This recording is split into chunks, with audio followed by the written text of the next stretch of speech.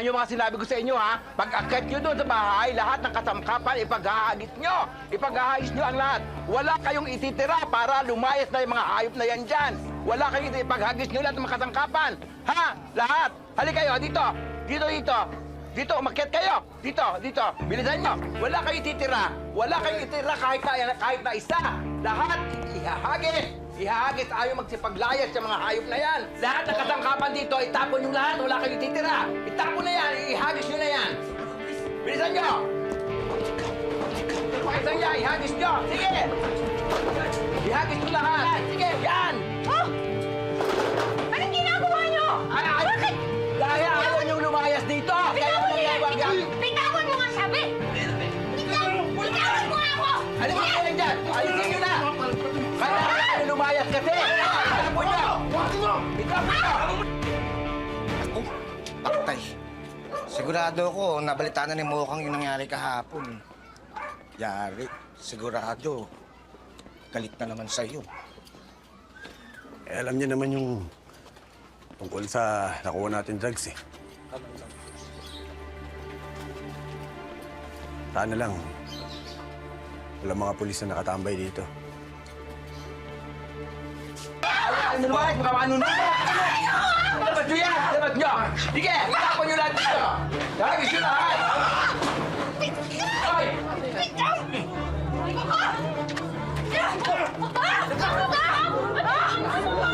Sinukang yun ah.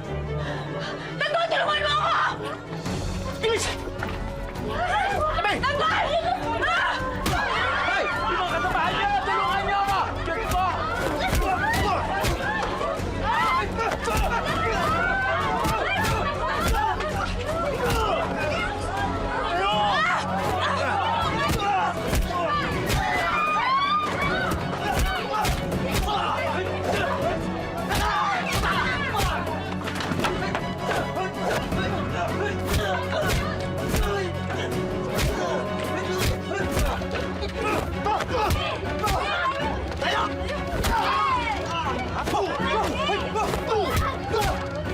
Bumangon kayo! Tumayo kayo! Tumayo kayo!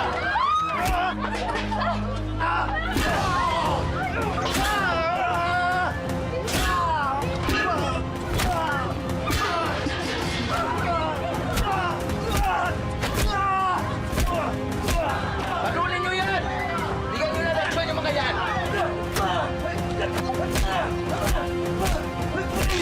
Ay! Magsitayo kayo! Laka na kayo binabay! Tanggol! Tulugan pa kayo! Yan! Si Rhoda! Pilit kami pinapalaya sa bahay namin! Ayaw nyo magbayad ng utang! Ano? Susuntukin mo rin ako? Pwe! Matidimanda ka gana ng lola tinding mo! Kilala kita! Ay! Diyos ko! Totoo! Nakakaloka! Ikaw, demonyo ka. Kapag bumalik ka pa dito, sisiguraduhin ko sa impyerno na bagsak mo. Ako, grave threat yan, ha? Pinapangako ko sa'yo, makukulong ka. Diyos ko, tutukan ba naman ako ng barel, si Rhoda? Talagang didemanda kita. Mapepreto ka kagaya ng lola tinding mo at pamilya nyo, mga pamilya mamatay tao. Napakawalang iyang bata niya. Nakakaloka. Mamamatay din kayo.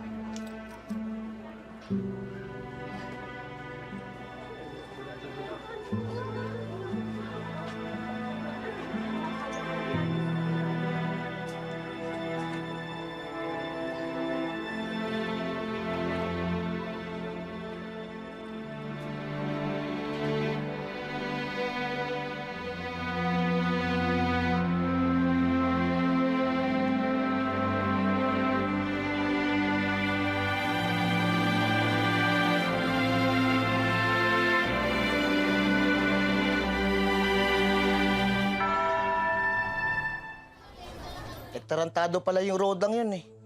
Bigla na lang kayo papalayasin sa bahay. Hindi pwede yun. Kahit na ba may usapan sila ni Mang Marcin doon sa utang eh, hindi kayo basta-basta pwedeng palayasin nun. Mabuti pala, dumating kami. Kunti, baka kung ano nangyari sa'yo. Oo nga eh.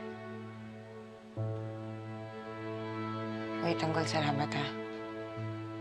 Salamat dumating ka.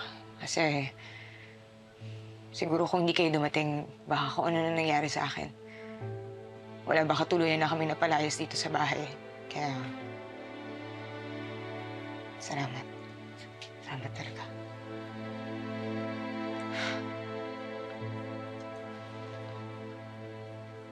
Hindi ko na alam kung ano yung gagawin ko. Kailangan ko ng pambayad dito sa bahay, sa pagkakasangla sa bahay, tapos pambayad sa gamot ni tatay at sa ospital. Bakit mo kang? Ano nangyari kay Ma'am Marsing? Wala tanggol na nasa ospital ngayon si tatay. Tapos, sabi nila Marlon at saka ni Upok, ang racket daw talaga niya magpabundol para may pambayad dito sa bahay. Pero wala, tuluyan talaga siyang nabangga ng isa pang sasakyan. Bakit mo ginawa ni Ma'am Marsing yun? Hindi ko alam. Siguro dahil patong-patong na yung problema namin. Natanggalan na ako ng scholarship. Nakasangla yung bahay, tapos nasa ospital pa si tatay. Hindi ko na alam kung anong gagawin ko. Hindi ko alam kung saan ako kukuha ng pera ng pangbayad. Anong plano mo ngayon?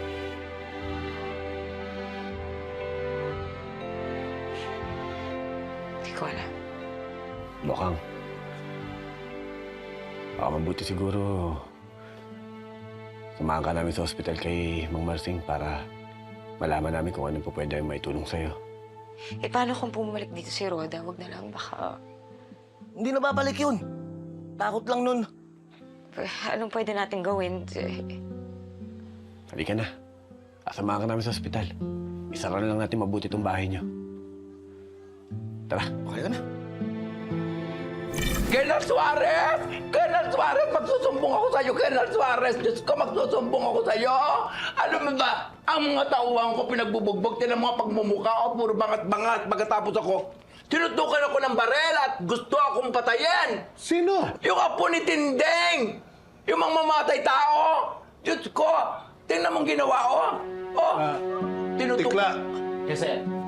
pakitawag mo nga si Mendoza. Yes, sir. Gusto ako talagang patayin. Hindi man lamang ako hinarang ng walang ngayon. Palibhasa mga dugong kriminal yon. Yang si Tanggol. Gusto yan mga ako patayin na para mawala na ako sa daigdig na ito. Kaya kailangan gumawa tayo ng paraan. Sir, natatatawag niya daw po ako. Mendoza, pumunta ka nga kay Rigor. Sabihin mo sa kanya, may reklamo yung anak niya. Sige po, sir. Makakarating. Alam ko baka sa susunod, patayin na ako niyan. Patayin na ako, papatayin na ako, Colonel Suarez.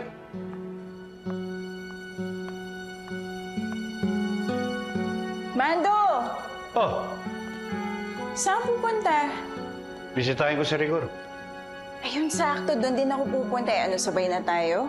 Sige. Pero sandali lang, may kukunin lang ako sa opisina, ha? Sige. Kaya mo na ako.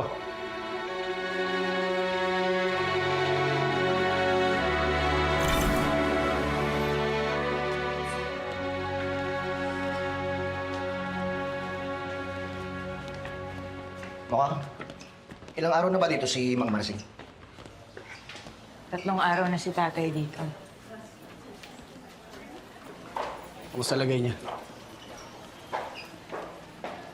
Bumilit na si tatay kagabi, pero sabi ng doktor, kailangan na siyang operahan agad. Kundi lalala yung sitwasyon niya, baka magkaroon pa ng mga komplikasyon. Kailangan operahan si Mang Marsing? Tanggol. Sigurado malaking pera kaakibat nun. Magkano daw mabayaran niyo? 1 milyon. Hindi ko nga alam kung saan ako kukuha ng ganong kalaking halaga.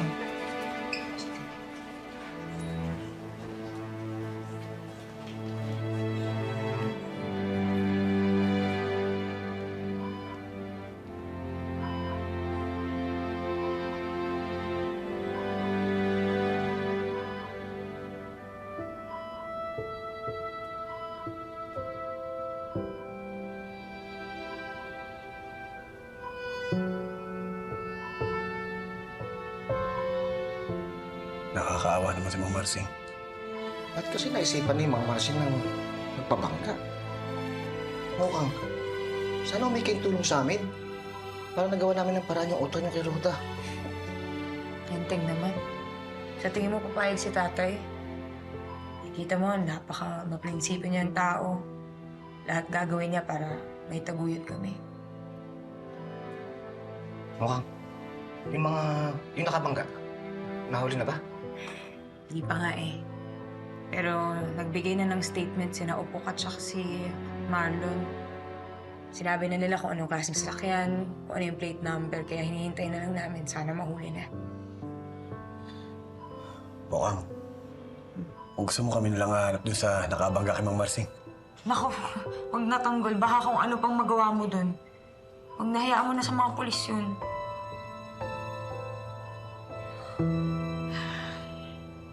Sigurado naman ako hindi kami pababayaan ng Diyos. Alam ko mahuhuli din sila ng mga pulis.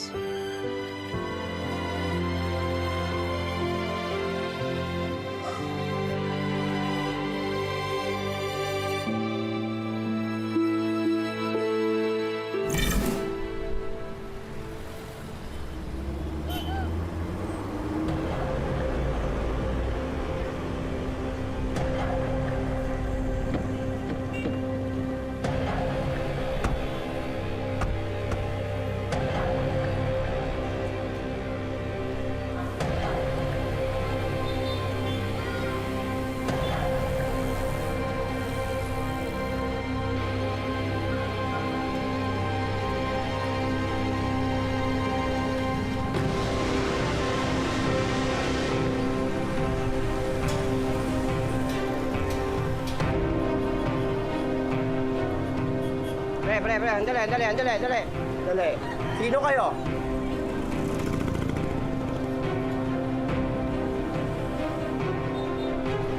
Mga bagong mukha kayo rin sa Hidalgo ah. Anong pakay nyo? May hinahanap lang kami. Ano? Di pwede. Bawal pumasok sa looban namin ang mga bagong mukha katulad nyo. Sige na, magsihalisa kayo. O ano? Bago ka! Sandali. Pasensya na. Nagkamali kami ng lugar na pinag-aanapan. Tara. Huwag na kayo babalik dito ha! Babalik! Hello, Boss Ramon. Ang dami nakabantay. Hindi ka man makalusot. Kanino, gawin mo lahat para makakuha ka ng impormasyon. Sige, boss.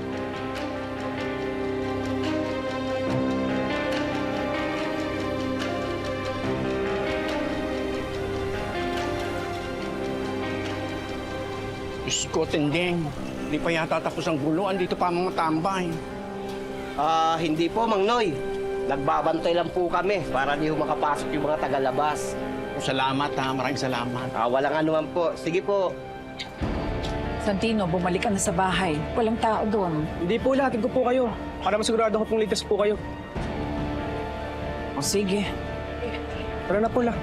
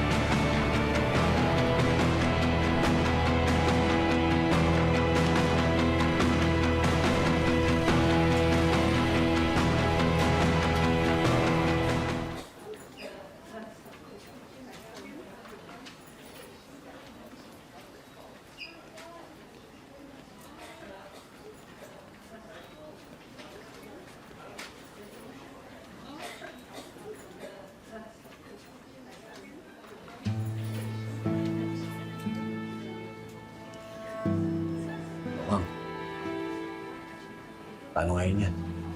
Ang laki pala ng binababayaran nyo dito sa ospital. Anong gagawin mo?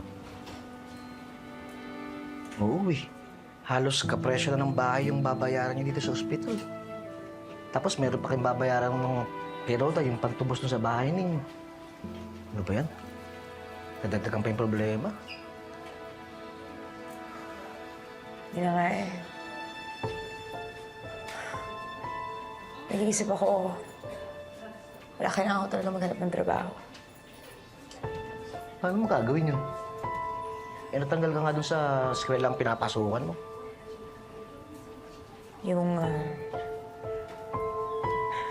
Yung trabaho ni Chiki, madali lang kumuha ng pera doon, di ba? Mabilis na yung kita doon, kaya yan. Uy, Bokang. Huwag mong gagawin yun, ah. Huwag kang papasok doon. Saka sigurado ako masisira ang buhay mo doon. Tanggol, ano sa tingin mo? Hindi ko alam yun. Ano, akala mo matutuwa yung tatay ko sa magiging desisyon ko? Eh, wala naman akong magagawa, di ba? Kapit patalim na ako. Kailangan ko ng pera. Bokang, pag ginawa mo yan, sigurado ako mapapariwara na buhay mo. Alam ko. Alam ko naman yung tanggol. O sige, ano pa? Sabi ko, ano pang pwede kong gawin?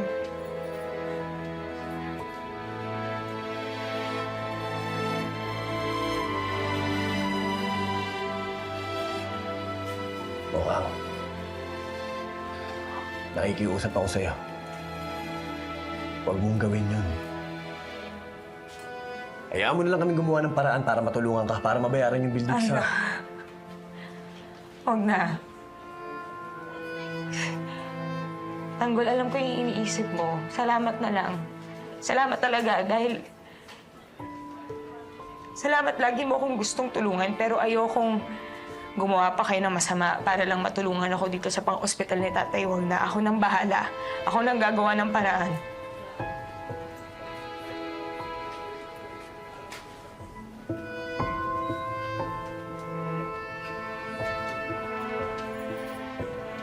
Ma'am, ito na po yung mga gamot na kailangan niyong bilhin para sa tatay niyo.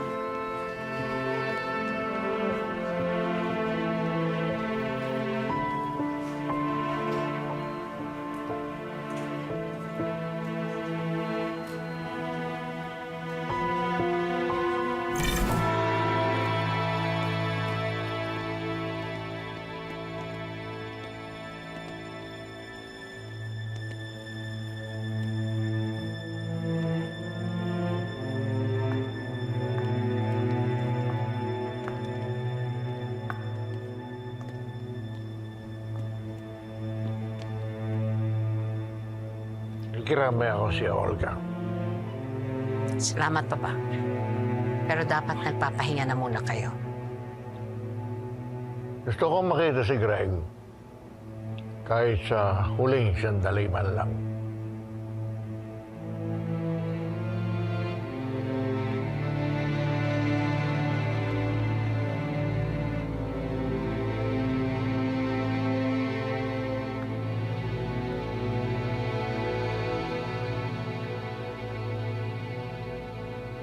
Parang apo ko na rin si Greg. Malaking kawalan sa ating pamilya pagkawala ng iyong anak. Salamat, Papa.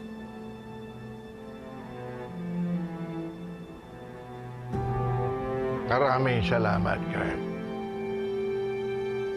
Sa lahat ng tulong mo sa akin, sa tulong mo sa ating pamilya.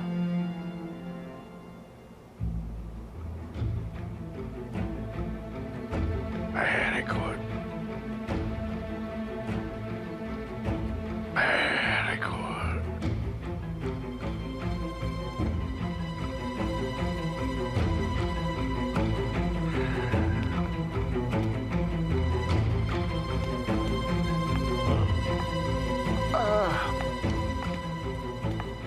Siya nga pala, kapatid ni Greg. Di ba siya darating dito? Hindi siya makakauwi, Papa. Mas mabuti ngayon. Mas ligtas siya doon.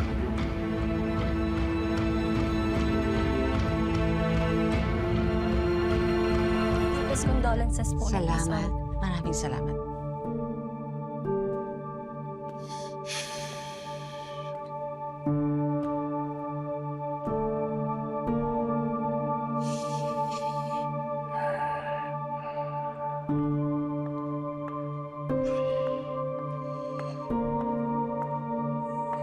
Anong sabi ng anak ko? Sinagot ba ang tanong mo?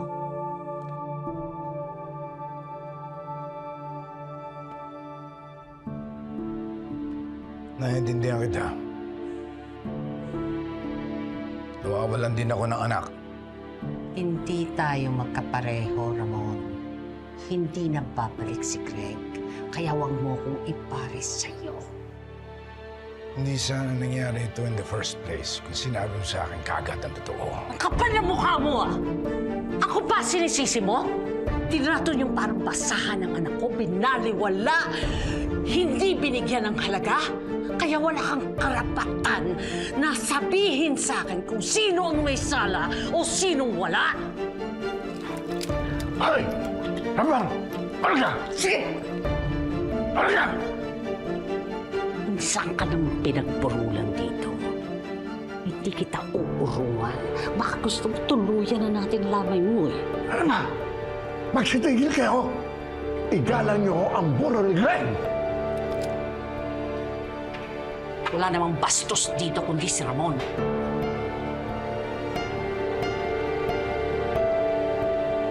Tayo na, Papa. Tayo na. Aputi pa nga umalis na kayo!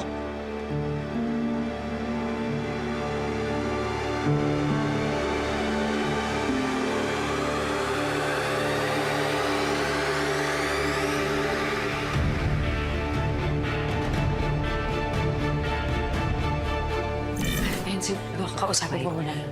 Tapos, don't forget to check the Doc? vitamin. Doc, yung mga gamot ho ba na to, kailangan na pang bilhin ngayon? Opo, kailangan nyo na pong bilhin yan para sa tatay mo. Para hindi na lumaki ang blood clot sa utak ng tatay mo. Teng. Kinakailangan ko makaisip ng paraan para matulungan ko si Mocha. Isa lang naman solusyon dyan. Ano? Benta natin yung droga. Oh, hindi tapos lahat ang problema ni Mocha. Tapos yayaman ba tayo? Teng, buo na desisyon ko. Hindi natin ibibenta yung drogang yun. Baka di ba pinag-usapan na natin, maraming masisirang buhay ng tao kapag naibenta yung drogang yun. O anong gagawin natin ngayon? Alam ko na. Ba't di mo na lang payagan si Mocha na magtrabaho doon sa pagkatrabaho ni Chiki? Ngayon, kung gusto mo talagang makasiguro na hindi mapapasto si Mocha, o di magtrabaho tayo ron. Saan di naman masama yung trabaho na yun? Depende yun sa tao. Kung papayag kang magpagago dun sa mga nang-aabuso mong customer.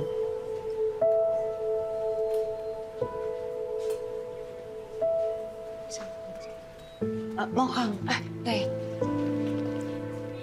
Nay, kailangan daw hong bilhin yung mga gamot na to para kay tatay. Opo, kailangan po talaga mabili ang mga gamot na yan. O kahit po sana yung gagamitin para sa araw na ito, makabili po kayo.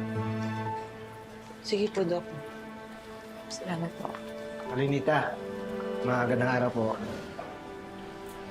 Nay, anong gagawin natin? Eh, hindi daw to pwedeng pumalye. Kailangan daw tong... Anong gagawin natin? Teng, hindi na ako sa baba. Anak, kung kani-kanino na nga ako nangungutang, pero wala talaga eh. Hayaan nyo na, ganito gagawin ko. Gagawa ko ng paraan, maghahanap naman ako ng trabaho para bukas sigurado may panggastos tayo, ha? Ako anak, mag-iingat ka ha.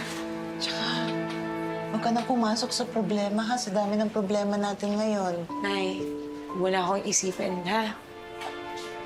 Kayang-kaya ko yung sarili ko. Ako nang bahala. Yun na po.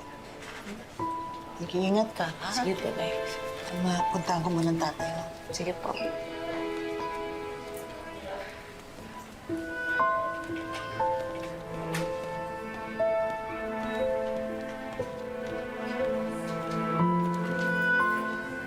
Oh, asan si Tanggol? Yun o. Naging dati. Alam mo, jowa? Bakit? Eh, paano? Yung sinabi mo tungkol dun sa nag-iisip ka magtrabaho dun sa pagkatrabaho ni Chiki. Ayun, selos agad. Ha? Wah, may karapatan. Kala mo naman. Piling jowa eh. Sige. Hoy.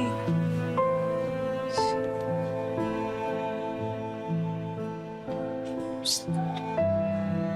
Oh. Emote ka dyan. Wala. Hmm? Wala. Bawang kasi. Bakit ka pa kasi papasok doon sa pinagtatrabaho ni Chiki? Alam mo naman kung ano hanap buhay ni Chiki. Sino-sinong lalaki gabi-gabing kasama nun. Hindi mo nga alam kung ano ginagawa nila eh. Ito naman. Parang di mo naman ako kilala. Uy, psst. Sa tingin mo uubra sa akin yung mga lalaki doon? Hindi naman sa ganun yung mukha. Pinoprotektahan lang kita. Alam mo naman mula nung bata pa lang tayo, hindi ko nahahayaan na merong mambastos o panakit sa'yo.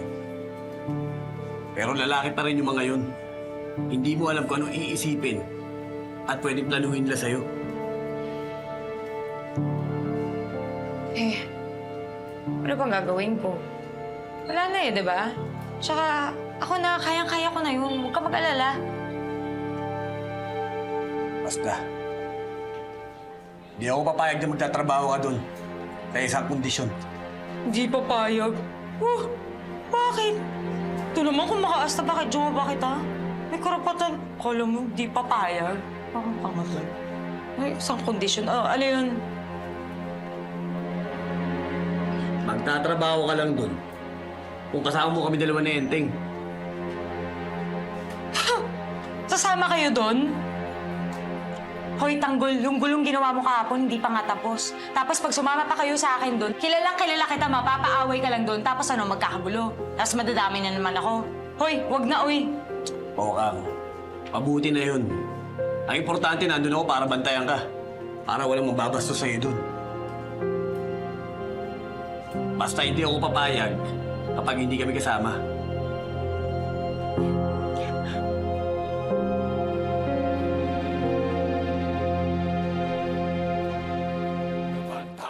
Sino mang nangangailangan saan mang galing tutulungan, tawagin lamang ang ating tagapagtanggol. Laban sa mga ganit at sinungaling humanda pagkat nandito na ang ating tagapagtanggol. Sino mang nangangailangan saan mang galing tutulungan, tawagin